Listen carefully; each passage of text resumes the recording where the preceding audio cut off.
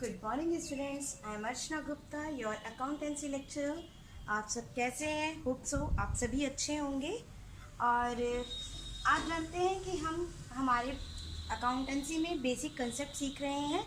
Basic concept में मैंने आपको लास्ट जो वीडियो लिंक दिया था वो हमारा था पारिभाषिक शब्द, जिसे हमने इंग्लिश में बोला था टर्मिनोलॉजी। यस, पारिभाषिक शब्द जो ऐसे शब्द हैं जो आपके बेसिक अकाउंटेंसी के लिए बेसिक ABCD कह सकते हो आप। ABCD हैं ये। अगर आपको ये शब्दों का मतलब नहीं पता तो आप अकाउंटेंसी कैसे करोगे, क्योंकि आपको प्रॉफिट एंड लॉस अकाउंट बनाना है, बैलेंस शीट बनानी है, और उसके लिए आपको ये वर्ड्स, अकाउंटिंग करने के लिए वर्ड्स आना ज़रूरी है। पहला वर्ड हमारे पास है सेल्स रिटर्न। यस, जिसे हिंदी में बोलते हैं हम विक्रय वापसी। आपको नाम से ही समझ में आया होगा, विक्रय वापसी मतलब जो सेल्स हमने की है, जो विक्रय हमने की है, वो हमारे पास रिटर्न आ जाना। और विक्रय वापसी के रीज़न कई हो सकते हैं, जैसे सामने वाले जो मटेरियल है कोई रिजेक्शन हो गया हो, कोई डिफेक्टिव हो गया, किसी भी कारण से अगर आपने कोई माल बेचा है और कस्टमर उसे ना पसंद आने की वजह से या किसी भी कारण से आपको वापस करके जाता है, तो वो क्या कहलाती है? आपकी विक्रय वापसी। विक्रय वापसी विक्रय का अपोजिट वर्ड है। सेल्स जो हमने की उसका अपोजिट क्या हो गया? सेल्स रिटर्न, जो वो हमें वापस आ गई। नेक्स्ट है आपका परचेज रिटर्न। परचेज रिटर्न कौन सा वर्ड है आपका? परचेज के जस्ट अपोजिट। मान लीजिए आपने कोई माल खरीदा है तो उसे हम क्या कहते हैं? परचेज। लेकिन अगर उसी माल को आपने किसी कारण से वापस कर दिया तो उसे क्या कहेंगे हम? क्रय वापसी। नेक्स्ट है ड्राइंग। ड्राइंग क्या होती है? ड्राइंग बिजनेस ऑनर के लिए यूज़ किए जाने वाला वर्ड है, क्योंकि बिजनेस में जो कैपिटल लगाता है बिजनेस ऑनर, अगर उस कैपिटल में से किसी भी कारण की वजह से अगर बिजनेसमैन अपने पर्सनल यूज़ के लिए कोई भी पैसा, कोई भी राशि या कोई भी एक्सपेंस करता है तो उसे हम क्या कहेंगे? ड्राइंग्स। नेक्स्ट है डेटर। डेटर क्या होते हैं? सबसे पहले तो ये बात है कि डेटर होने के लिए हमें उधार सेल करना ज़रूरी है, मतलब क्रेडिट सेल, क्योंकि डेटर क्रेडिट सेल पर ही होते हैं।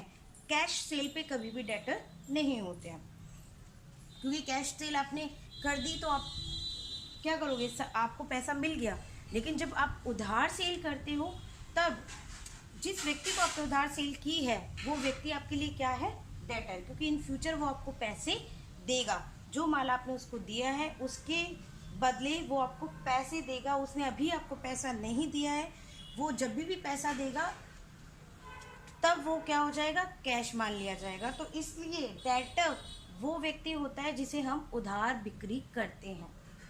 इसी के जस्ट अपोजिट क्रेडिटर होता है। यस, जिससे हम माल उधार खरीदते हैं वो हमारा क्या हो गया? क्रेडिटर, जिसे हिंदी में बोलते हैं लेनदार। तो आपको यार, जो व्यक्ति पैसा लेगा हमसे वो हमारा लेनदार, और जो व्यक्ति पैसा देगा हमें वो हमारे क्या है? देनदार। उधार बिक्री करने पर वो पैसा देगा और उधार क्रय करने पर वो पैसा लेगा। नेक्स्ट आता है बिल्स रिसीवेबल। जब आपके पास डेटर होते हैं तभी आपके बिल्स रिसीवेबल होते हैं। क्यों?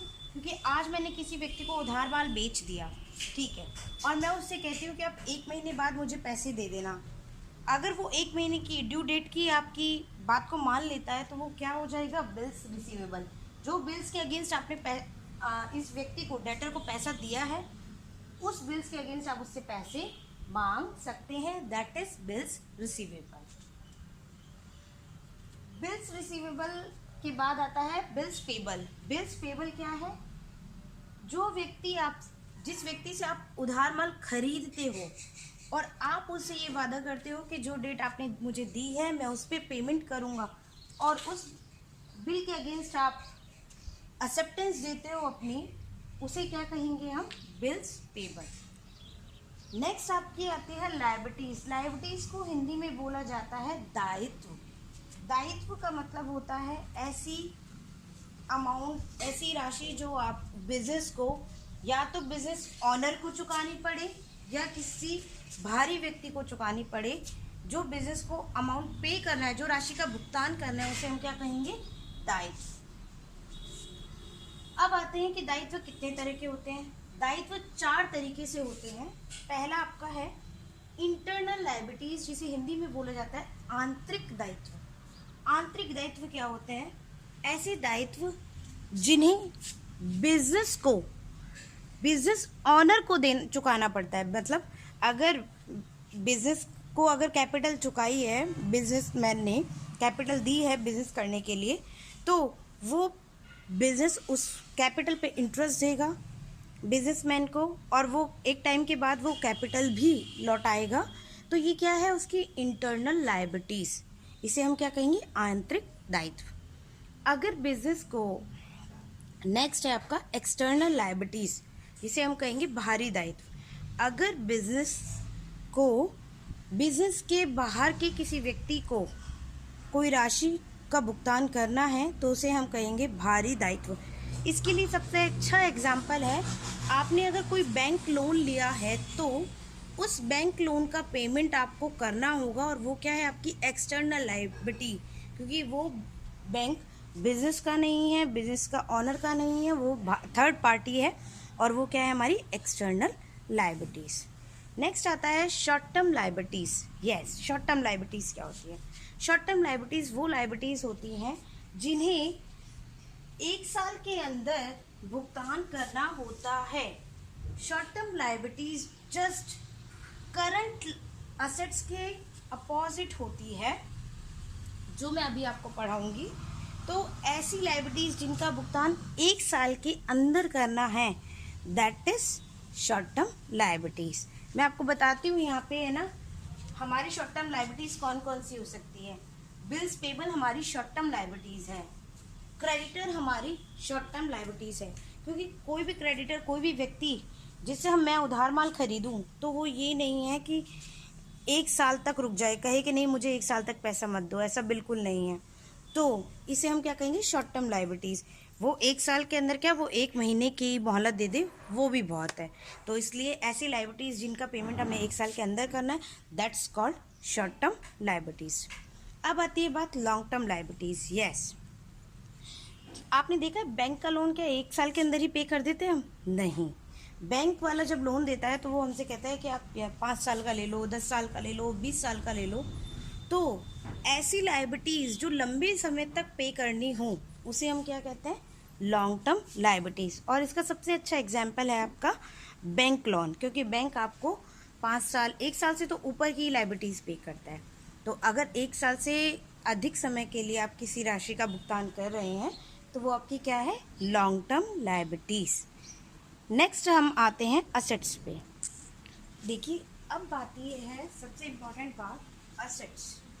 असेट्स क्या होती है? सबसे पहले तो आप ये देखिए, असेट्स वो होती है जिसका मौद्रिक मूल्य हो। मतलब आप देखते हैं कि अगर आपने कोई असेट खरीदी है, फर्नीचर खरीदा है, या बिल्डिंग खरीदी है, या लैंड खरीदी है, तो क्या हम उसका पैसों में मूल्य कर सकते हैं?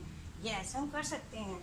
10,000 का होगा, 20,000 का होगा, लाख का होगा, 10 लाख का होगा, तो उसका क्या होता है? एक मौद्रिक वैल्यू होती है, मौद्रिक मूल्य होता है। दूसरी बात, व्यवसाय का नियंत्रण हो। यस, व्यवसाय का नियंत्रण होना मतलब ऑनरशिप आपकी खुद की होनी चाहिए, कंट्रोल आपका खुद का होना चाहिए, तभी वो क्या है? असेट्स होगी, वो संपत्ति आपकी कहलाएगी। मान लीजिए जैसे घर है आपका, घर पर आपके पापा का ऑनरशिप है, तो वो घर किसका है? आपके फादर का।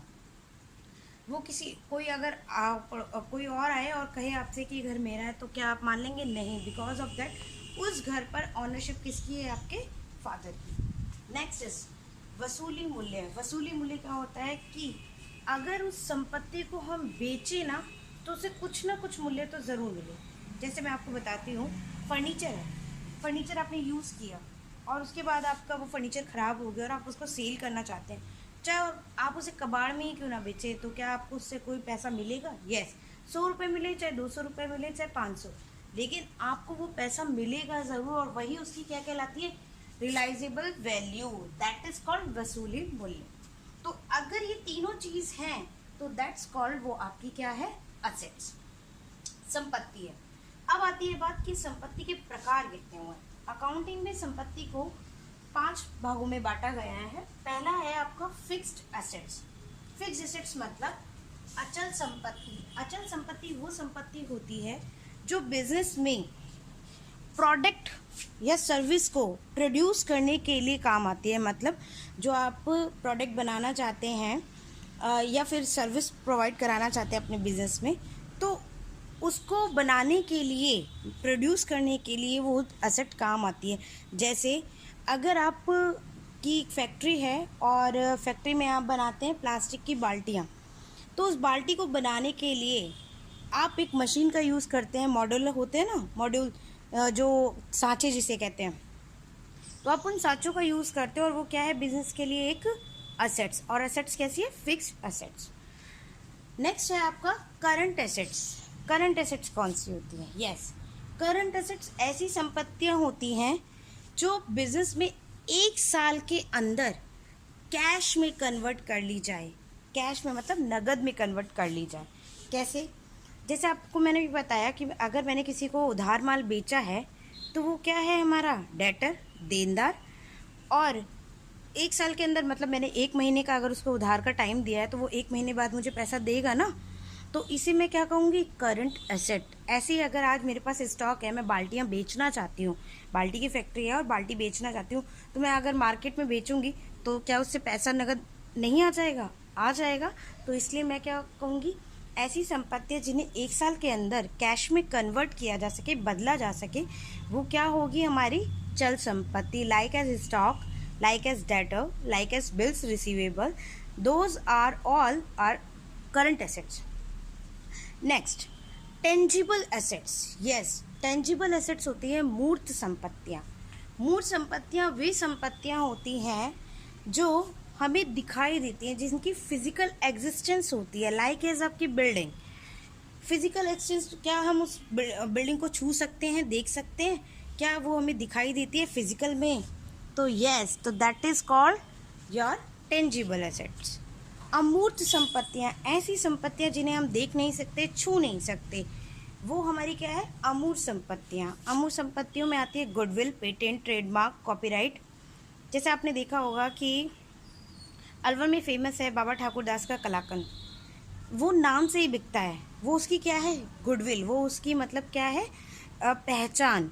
वो क्या है, आपकी इनटेंजिबल एसेट। बाबा ठाकुर दास के पास वो एक तरह की एसेट्स है ना, दिखाई नहीं देती लेकिन महसूस तो की जाती है, that is called intangible asset. Next है फिक्टिशियस एसेट्स। फिक्टिशियस एसेट्स ऐसी एसेट्स जो नेचुरल नहीं होती, जिन्हें कृत्रिम रूप से मानव द्वारा बनाया जाता है, दैट इज फिक्टिशियस एसेट्स। जैसे बिजनेस में कई बार क्या होता है कि हम एक्सपेंस करते हैं किसी एडवर्टाइजमेंट को बनाने के लिए, और वो एडवर्टाइजमेंट काफ़ी खर्चीला होता है। अब क्या उस एडवर्टीजमेंट का हमें एक ही साल में फ़ायदा मिलेगा? नहीं, वो हमें साल बाद 10 साल में फ़ायदा मिलता है। जैसे मैंने अभी आपको रिसेंटली देखा होगा आपने, जब हम रामायण वगैरह देख रहे थे तो अमूल के बहुत पुराने पुराने ऐड आ रहे थे, तो क्या वो आज बने? नहीं, लेकिन आज उसका यूज़ कब तक हो रहा है? आज तक। तो ऐसी एसेट्स जो एक्चुअल में एसेट्स नहीं है, वो क्या है, फिक्टिशियस एसेट्स आपको कहलाएंगी। मैं आपको इनके नोट्स दूंगी, आप इन्हें लिखने की ज़रूरत नहीं है, हम नोट्स से लिखेंगे। आज मैं आपको नोट्स सेंड कर दूंगी। Thank you very much.